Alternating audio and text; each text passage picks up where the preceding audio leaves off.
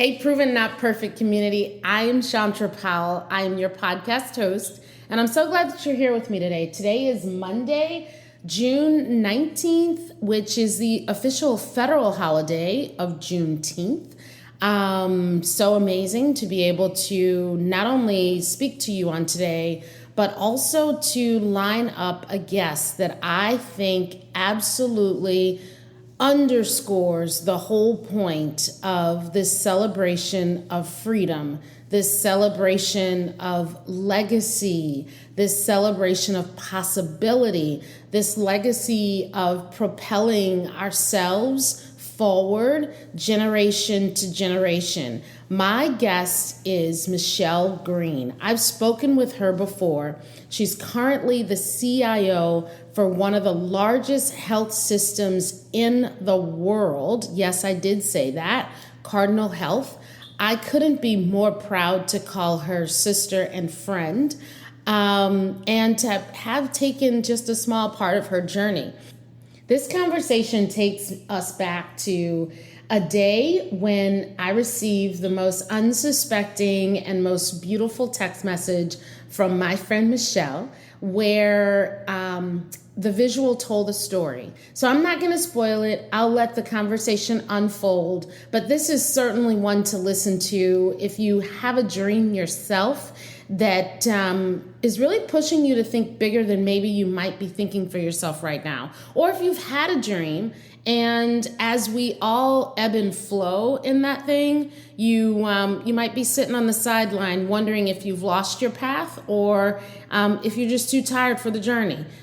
Take a listen. I hope that you are inspired. I believe you will be inspired by this. We are doing this together, y'all. Proven Not Perfect. Enjoy. Michelle Greene, it's so good to see you, girl. Great to see you as well, and happy Friday. Happy Friday. Girl, look, I don't know who's listening to this and what day it is. You do realize, Michelle, someone just heard us say happy Friday, and they're like, okay, yeah, that's right, except it's Monday. Right.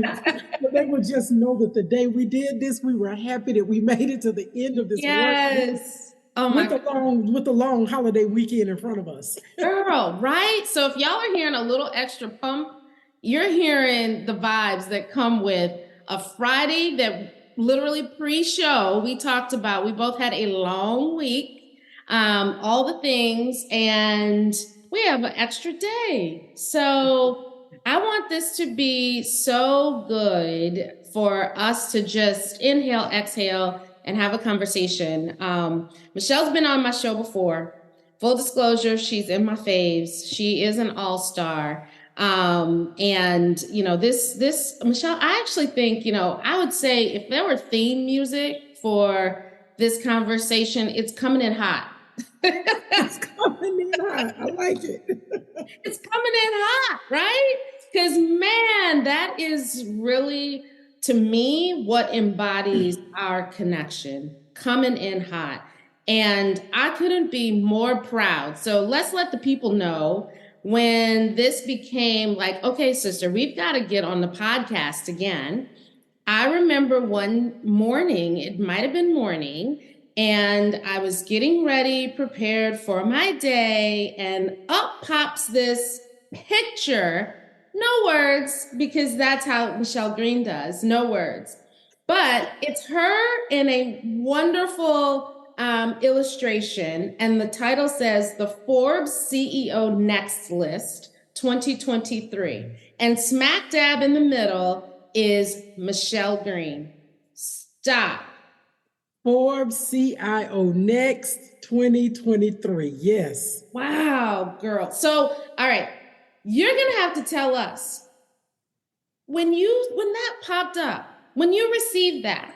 I want you to take us through brushing my teeth, reading the paper, having a cup of coffee. What was that like?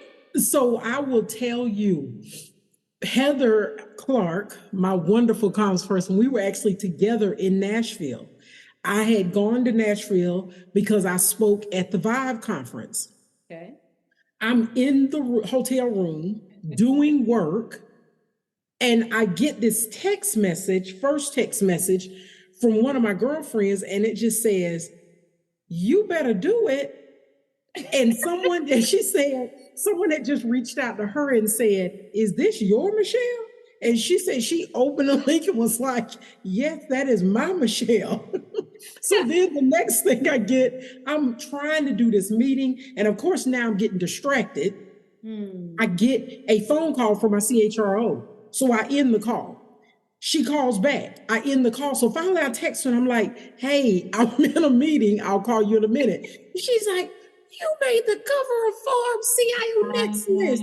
Holy moly." And all these exclamation points. I was like, "Ola." So I got through my meeting and I called her, and she was having a fit on the phone, just like, "This is huge." So I send it to Heather. Heather's like, they had reached out, but there was never a circle back. So we didn't know, was it happening? Was it not happening? But yes, so I was in Nashville, and it was overwhelming, but in a very positive way, and just a fantastic way to cap off like part of my week, because it happened like on a Wednesday or a Thursday. And I couldn't believe it. I just could not believe it. All right. So that had to be surreal. It was very surreal, still is surreal. And in that vein, yesterday I was in Ohio, and I had one of my colleagues, as we call it, my office mate, because we sit right next door to one another. And she reached out, she came over to my office and she says, "I have something for you." And I'm like, "Okay." And she comes with this big box. It's a flat box, but it's a big box. And she's like, "I just need you to open this. And it's for me and Nancy and Kelly." So Nancy is my assistant that you've been in dialogue back and forth with. Kelly George is my HR business partner, and Trish English was our interim CFO, and now she's working as one of our finance leaders. Bring this box, open it, and they have had it framed. So it has the illustration at the top, and at the bottom it has my picture and the write-up that they did. And she said, like, my assistant had reached out to Forbes. I mean, the whole nine. And it was just overwhelming. Wow. So it is still something that is absolutely overwhelming. And I'm just honored to be recognized. Well, Michelle, what I hear you say is not only do the accolades come and the celebration, but you find yourself yet again in the midst of girl gang, female gang, a supportive gang that relishes in the accomplishment in just such a special way. That just doesn't happen for everybody, right? There are lots of stories of people making strides to great accomplishments. And we'll talk a little bit about what that journey looked like for you, but there are people that make strides to great accomplishments. And quite frankly, there is no choir around them. And there's nobody saying, "Well done." And there's nobody saying, "I got you," right? Because what we do know is that there are multiple ways to ascend to anything, right? A tenure in in a university, anything. There are multiple ways. And I think what resonates the most for me about you is the how. I've told you this before because I do believe in giving roses infrequently. You know that. My friends know I love them. But what I've told you is the authenticity and sameness by which you are in every room I've ever been with you. And it's been from social rooms to rooms to somewhere in between, hallways, between meetings, right? The point is, you were always the same. That resonates. So now we got to go way, way, way, way back. Yes. And where did you grow up? Valdosta, Georgia. Girl, So for those that are not for those that are not familiar, it's 3 hours south of Atlanta. I've had people tell me they honestly thought Valdosta was in Florida because that's how close it is to the line. So when you leave, it is right on the line. But yes, and when you talk about being my authentic self, for me, that is where it starts. I grew up in a small town. How many people were in the town? You got to paint this picture. I got to paint the picture. You probably talking under 100,000 people.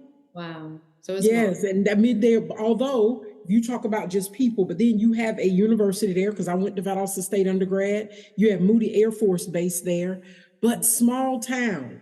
Yes. But it is one of those things where you do know your neighbors. You do understand, 3 different high schools, but still everyone comes together and knows one another. Yes. But when you grow up in that type of an environment, you learn that you are constantly reminded, it's not just a cliche of don't forget where you come from. Yeah.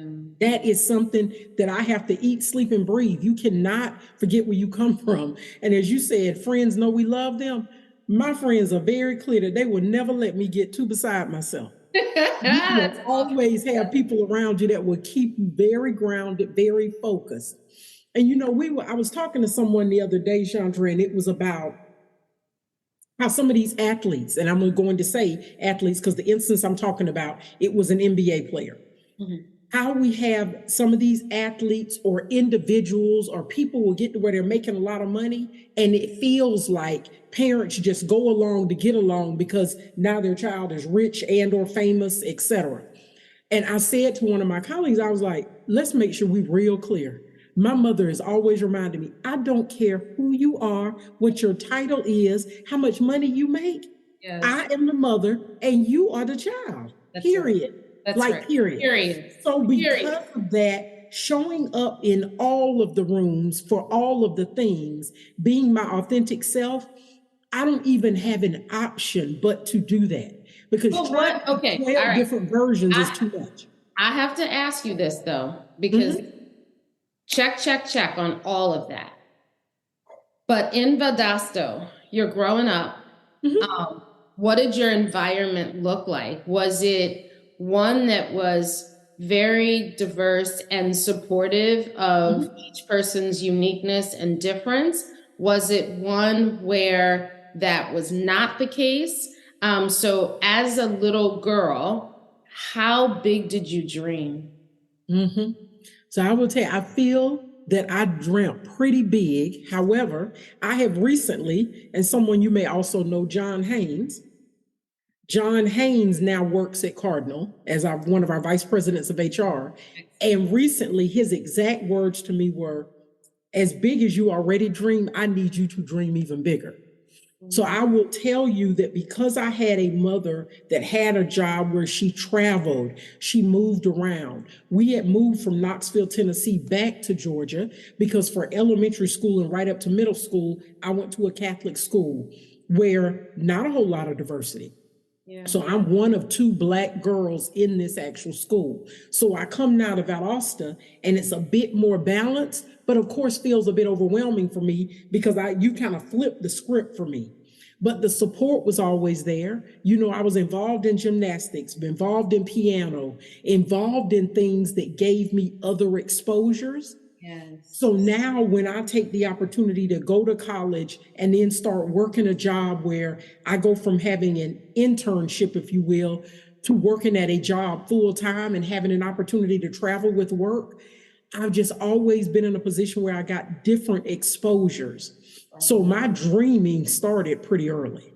So it sounds like, Michelle, as I look back and listen to you, I see a young girl who is influenced by a mother who literally started blazing this trail of possibilities and also created exposure for you to try so many different things, which all had to pour into your confidence, right? Because I think part of showing up authentically who you are is rooted in confidence. Yeah. Wow. Absolutely. And my mom's always, you try things. So we talked about the small town. For as long as I can remember, she said, when you grow up, you will leave here. Now, if you make a choice to come back, absolutely fine with me. But you have to go to see what other opportunities look like, and then you can come back. So staying home, like after college, any of that just was not an option.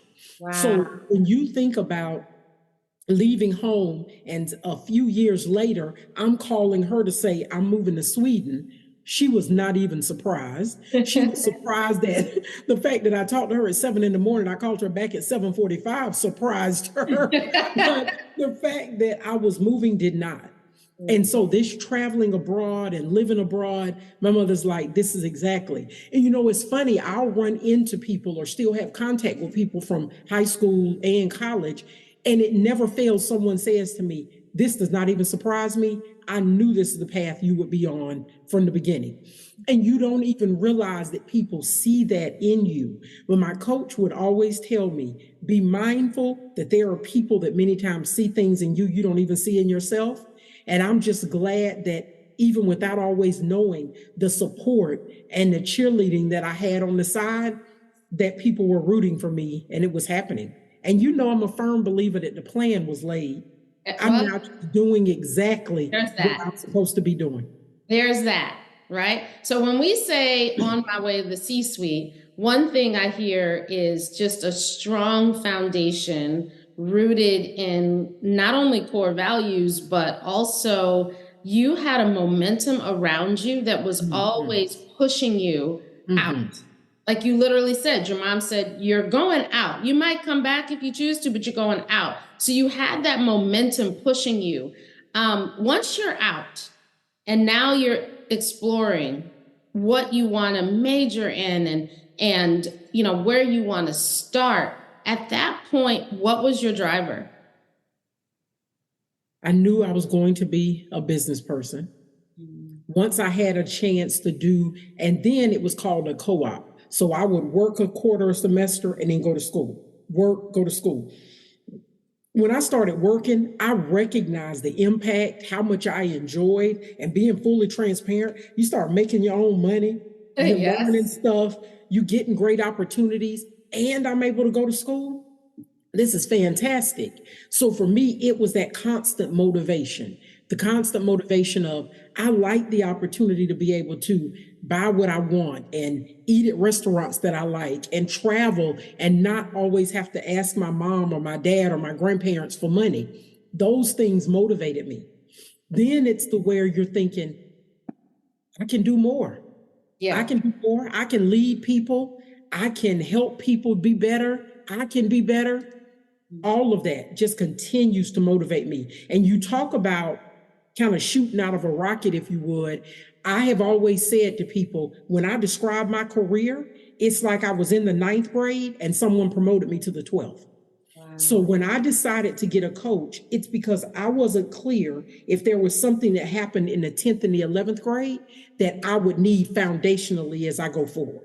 So that was when I made the decision that I need to get a coach, because the blessing is that my career is taking off so quickly. The not so blessing is I don't want to get in a situation that I'm not prepared for because I've skipped grades.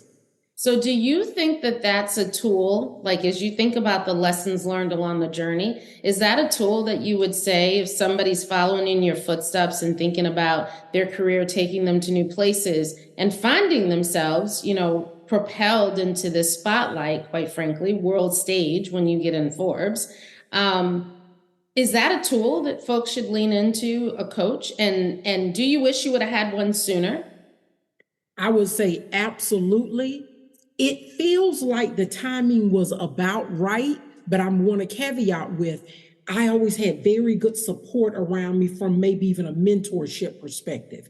So even if I didn't have a formal title or tag on it at the time, I had enough support around me that it felt. And I will tell you, absolutely a tool, because I think we as people are too quick to want to fix a problem with a coach versus have someone walking the journey with us. So, I think about it, I'm like, when you decide that you want to lose weight, you get a trainer. But many times you get the trainer after you already done surpassed where you want it to be. Why not let's think about working with a trainer so that you just continue to get stronger and make the changes that you'd like to make. So I really try to push my leaders and my org. Let's get the coach so that I am just about getting better, not always a coach about fixing something. And that's one of the biggest things that I would say, absolutely a tool. I will tell you, I remember being at Sony Ericsson at the time. I had been at Sony Ericsson at this point, maybe about 8 years, but I was now going to have to lay off the woman that brought me into the company. And I just remember thinking, no one ever put this in the manual when I was starting my. No one put this in the new employee orientation. So this is one of those things that I was like, you need to be prepared. But I remember when it happened, we can get very tactical. They want security to walk you out. They want this. And I remember standing up and saying, absolutely not. I will talk to her. I will stay with her. We will wait until this building is almost clear, and I will walk her out. And I remember her saying to me, she just appreciated the dignity.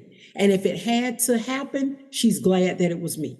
And that's one of the things that I carry with me. We do not have to strip people down of their dignity and all of this when you already telling someone that they're losing their job, where they've been 5 years or maybe 25 or 30 years.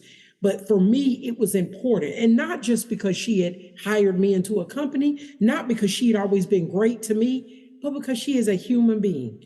And being a decent person should be our starting point. All right. So now we've got a journey that started with a foundation where the wheels were in motion to push you forward and not backwards, a strong base of confidence, and a vision toward business leadership, and a sensitivity and appreciation for the human being, others, right? Mm-hmm. Yeah, that's pretty cool. That's really cool. So what surprises you about being in a new position of influence? What surprises you? What are the things that you were like, I don't think I would have expected ... For me, it's funny. Someone asked me this in a panel recently. They said they were doing like a fireside chat with me. And they said, most people sit back and say, oh, I could do my boss's job.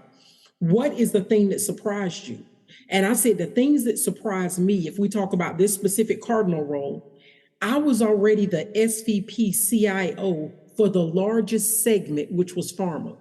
So doing the math, you would think if I was doing that job, this job, the leap shouldn't be but so far because I've got the bulk of the business. Yes. But it kicked in the amount of things that you're included, have responsibility for, that may be even outside of just IT. Think about the things that are directly related to being on the executive team. Yeah. Sometimes this isn't just about IT.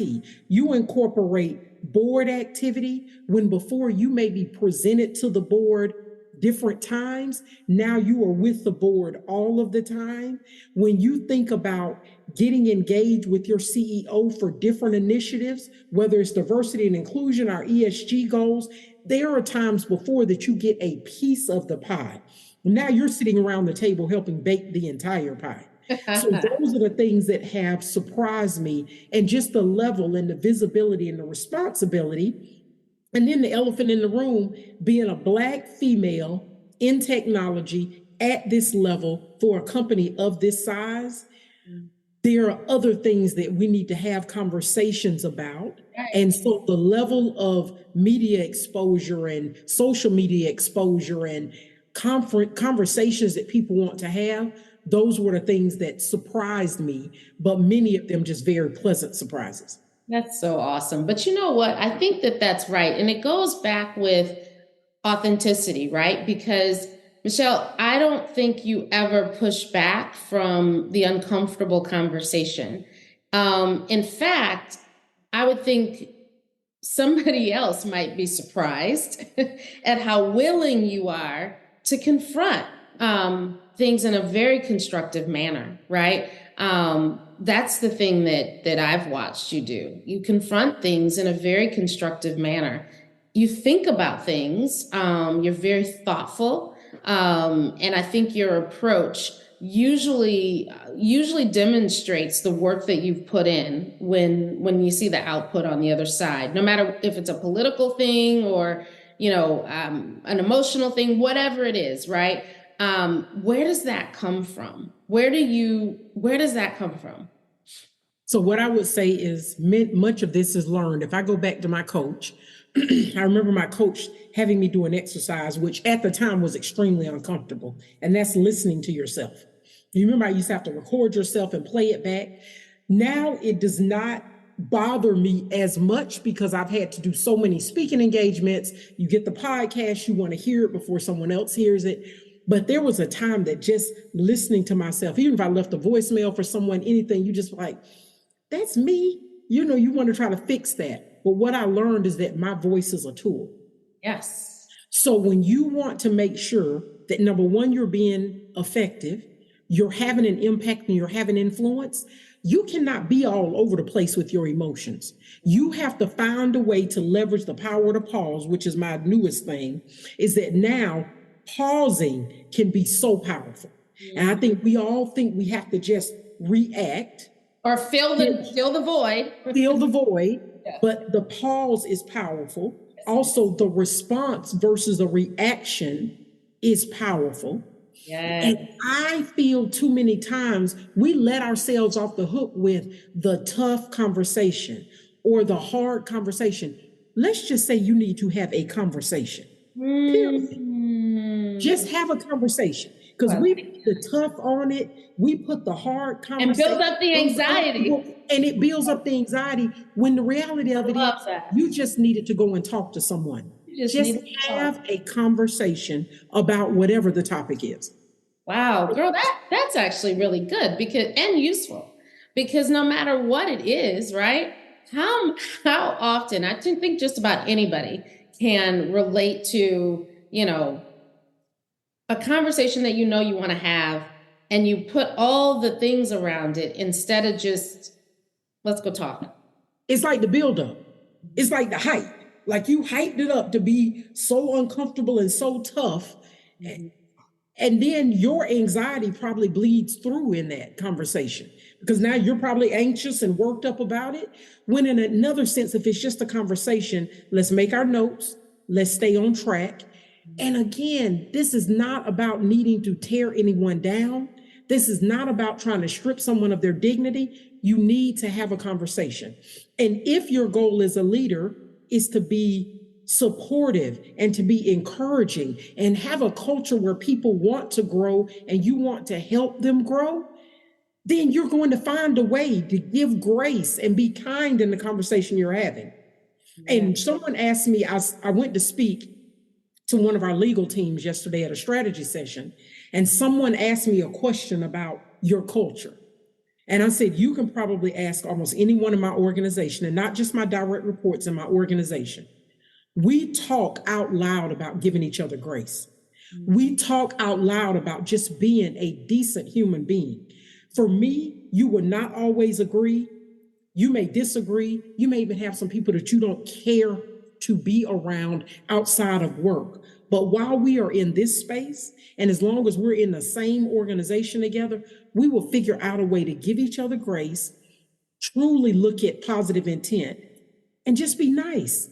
Our starting point is being a decent person and being kind. Like, to me, that is not that hard. If you only do that for me through the hours that you work every day, I'll take it. But we need to find a way to just give each other a little space. And again, sometimes it's just having a conversation.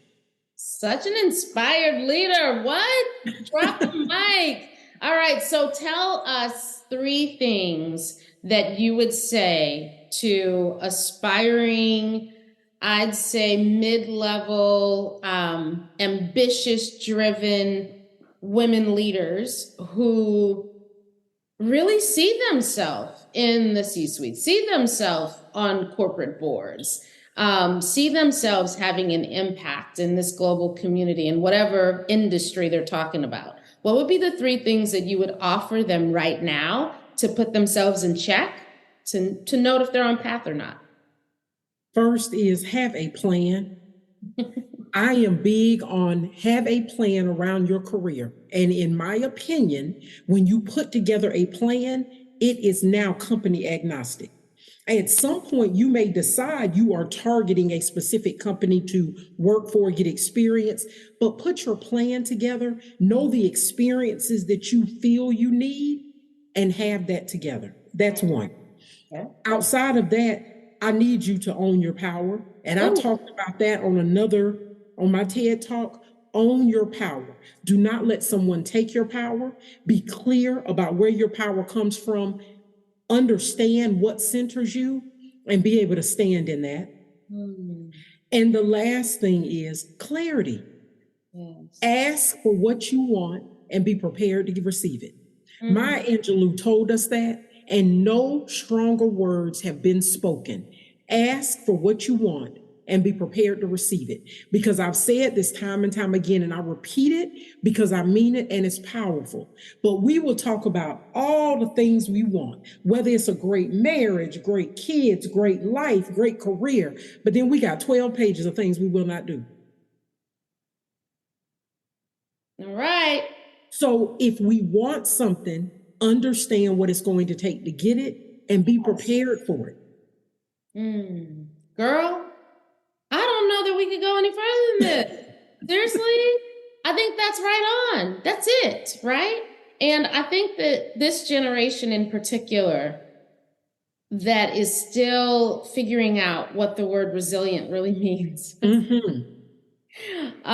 Because they're somewhere between a right now mentality that you see when you're looking at all the social things and the hard facts coming out of COVID, right? A few of them are more stuck than I think any other generation might have been, because they haven't learned that it's more than just manifesting the thing. It's working on the thing. It's working. But Shontra, I will tell you this. I am learning. Sorry, y'all. I'm picking on my little millennials, but you know, I'm gonna need us to stop manifesting and start writing it down. Right. I sit in rooms with millennials, later in career, more seasoned, if you will. And I will tell you, sometimes there are millennials that are at a disadvantage because they have not been able to see it manifest. So I think if we talk about our smaller bubble, we can turn around in a circle and hit 7, 8 out of 10 people that we know have made it manifest. Yeah. Sometimes if you don't have it, you have not had the model, you have not had the roadmap, had somebody to have this conversation with, then sometimes when things are happening, I'm like, that's the reason that they are the way they are, millennial or not, is that they have not had anyone that has helped them map that out. Yeah. Well, I mean, you really paint a picture, and you know, I don't know if you heard yourself, but I certainly heard you, and I think others did too. There's not one time in this story that it was a me thing. You talked about your mama putting you on path, keeping you on path, pushing you out. You talked about your coach. You talked about your partners in this role and others showing up in that team, that administrative team, that support team. You've talked about, quite frankly, yourself putting in the work to find out what you didn't know. Exactly. I think that's a lot. You've given a lot. And received a lot. And thank you. Yeah, you're so good. All right, so I got something for you. This is from this Promises from God for Women. So this one says, you are beautiful in God's eyes. How do you know that every day? Because he wakes me up. Yes. He wakes me up. And again, I am clear about the path that has been laid. Because regardless of what I thought I wanted, what I prepared for, he has always shown up bigger and bolder than I could have ever imagined. Amen. The scripture that goes with that is Philippians 1:3. Every time I think of you, I give thanks to my God. Michelle, every time I think of you, I give thanks to my God. You are a light. Keep shining. You are bold. Keep roaring. You are generous. Keep sharing. You are sincere. Keep being you. Love you, Laurel, girl. Love you. All right. Bye. Bye.